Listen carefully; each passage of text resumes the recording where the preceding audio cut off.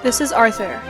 He's a 16-hand thoroughbred gelding that weighs about 1,200 pounds, or 521 kilograms.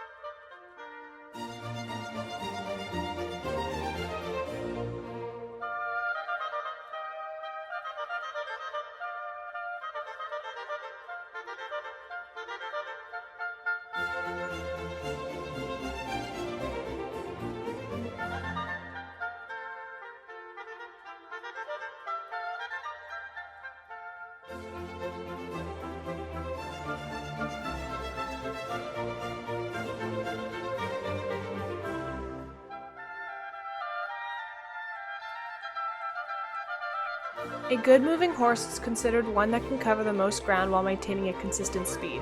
Therefore, the greater change in the X direction with a steady velocity, the better mover a horse will be.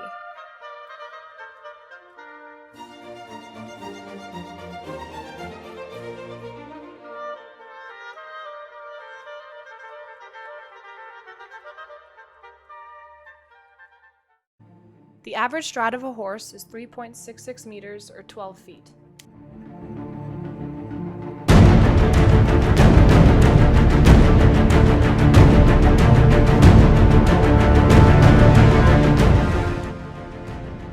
When a horse is landing from a jump, the majority of the force goes to their cannon bone, pastern, and knee.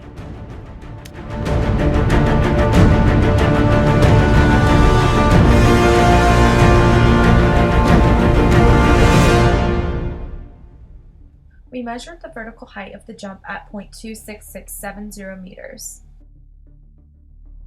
The difference between the takeoff and landing points was 3.5560 meters. As the height of the jump increased, we found a greater change in X and a longer time. The vertical height of the maximum jump was 1.2954 meters, and the distance between the takeoff and landing points was 5.1816 meters, or 17 feet. A 45-degree angle is ideal to get the maximum range distance and is average for most horse jumps. As you can see, Arthur and Hannah are jumping at approximately a 45-degree angle, which we will use in our calculations using the height equation to find the initial velocity. The height equation equals velocity squared times sine squared theta divided by 2 times the acceleration due to gravity.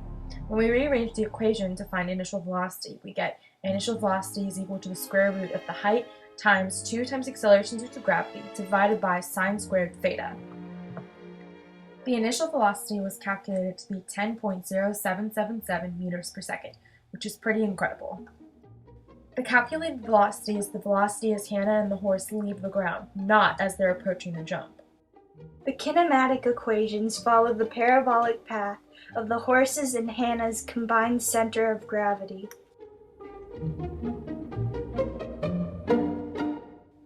We placed a ground line in front of the highest jump to give Arthur a better gauge of when to take off.